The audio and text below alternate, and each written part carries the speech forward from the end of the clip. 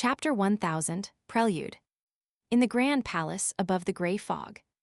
Through Inuni's prayer point of light, Klein saw the scene inside his valet's room. As his vision pulled out and slowly extended out, he began taking in all of Birkeland Street. Among buildings covered in fresh flowers and grass, Inti's parasol trees that shielded the sunlight slowly swept past.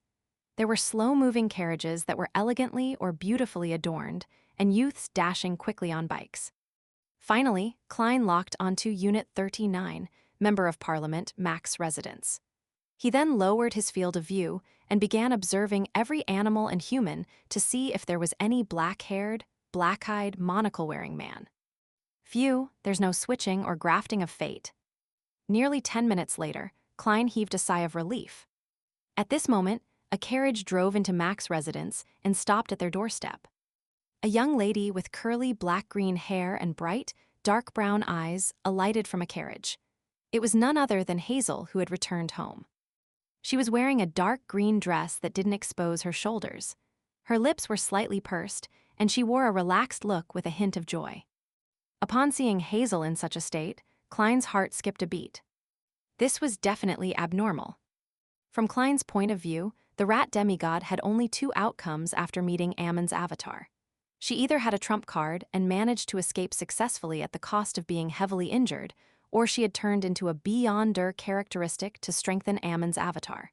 And regardless of the outcome, there was no way Hazel could find her teacher. She would definitely be in grief and pain, feeling dispirited and sad.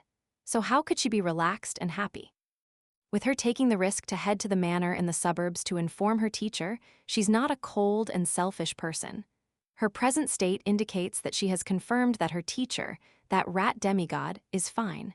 She has even been rewarded, perhaps obtaining all kinds of knowledge about the supernatural world. This is in conflict with my theory of the rat demigod's outcome. No, it's not in conflict. Once you eliminate the impossible, whatever remains, no matter how improbable, must be the truth. Klein leaned back into his seat and came to a conclusion. Ammon had not only obtained the rat demigod's beyonder characteristic, but he had also stolen her fate and had replaced her identity. Therefore, to Hazel, her teacher hadn't encountered any mishaps and would only need a period of time to lie low. After making the confirmation, Klein silently exhaled and felt a little relaxed.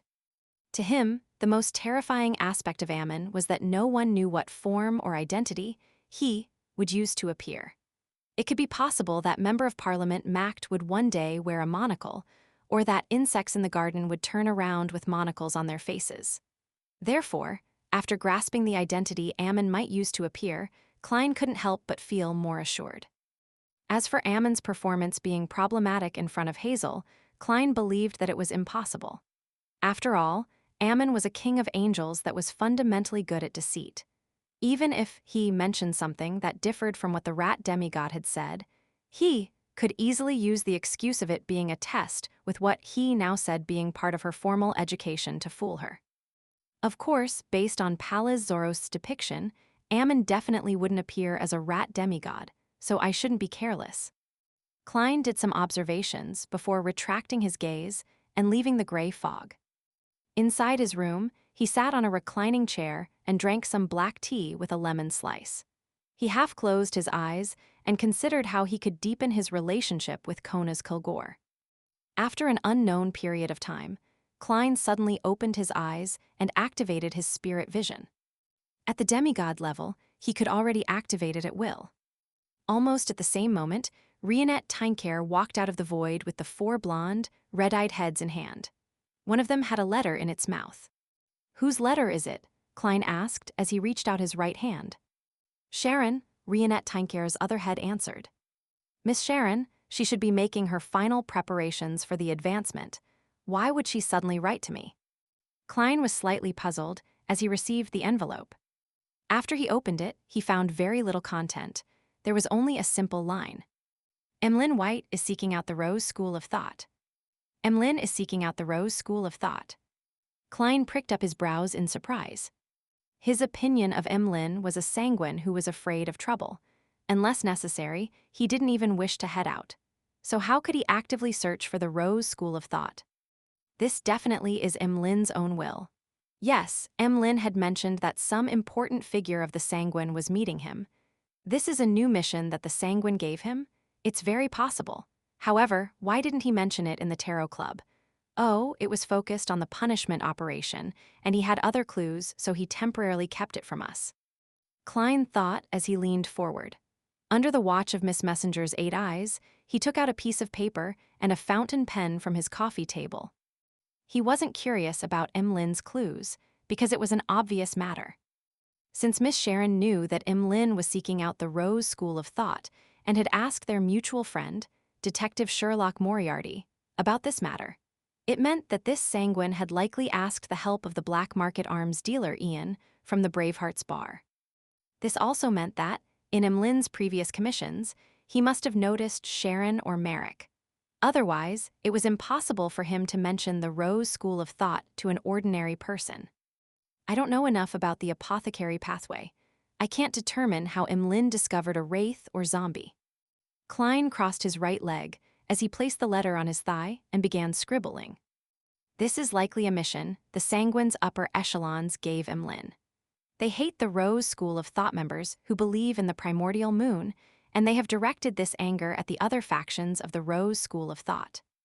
Upon writing this, Klein paused and added, I suspect that the Mother Tree of Desire has the intention of encroaching onto the authority of the moon domain, but I'm unsure why the primordial moon believers would join the Rose School of Thought.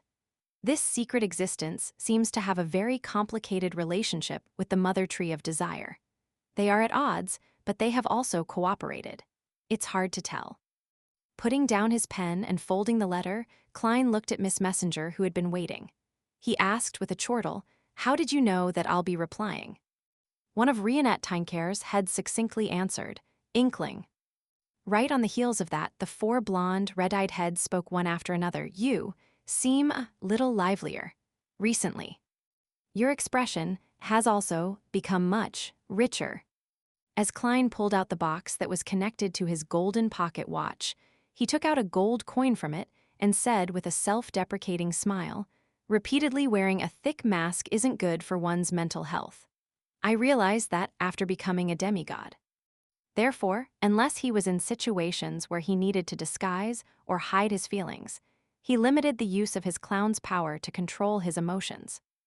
Rionette Tinecare didn't say a word as the heads bit on the gold coin and letter before vanishing.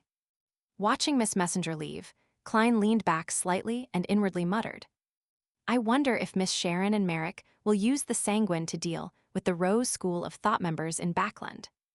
Miss Sharon is probably focusing her time and efforts on her advancement.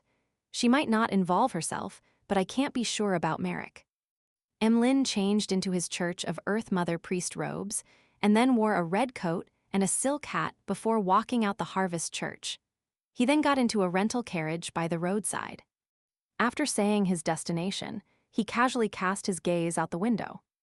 At this moment, Emlin sensed something as he abruptly moved his body, leaving shadowy afterimages in his wake as he moved to the side. Then he saw a figure appear out of nowhere. It was a young man whose coat wasn't buttoned, revealing the white shirt and black vest within.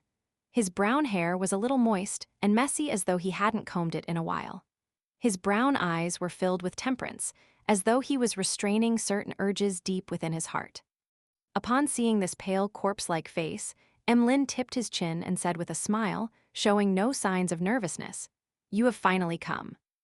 Aren't you afraid that I'm a member of the Rose School of Thought that's here to finish you off? The young man's figure turned somewhat transparent. Emlin scoffed and said, Would I not be aware of the Rose School of Thought's history, or matters about the betrayal of the Temperance faction and their escape? Well, how do I address you? Merrick, the young man replied. Is this the information you received from the upper echelons of the Sanguin? Emlin was taken aback as he tusked. You are smarter than I thought. He used such a remark to confirm the other party's guess. Merrick slowly drew a breath and leaned forward slightly.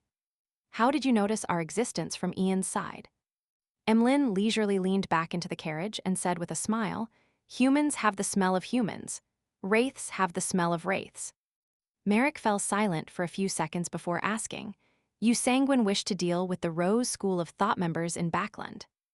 The important members, Emlin replied by making an emphasis.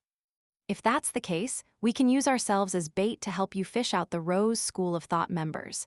However, I need confirmation. Merrick rubbed his eyes and said directly, I know you are unable to make the decision. You can first return to seek permission from the Sanguin. After you obtain their assurance, you know where to find us. Having said that, he handed a dossier in his hand. This is from Ian. It's the initial feedback from tracking Ernst Boyar. Many bounty hunters have completed this together. Emlyn received the dossier and nodded in a rare look of solemnity. Okay,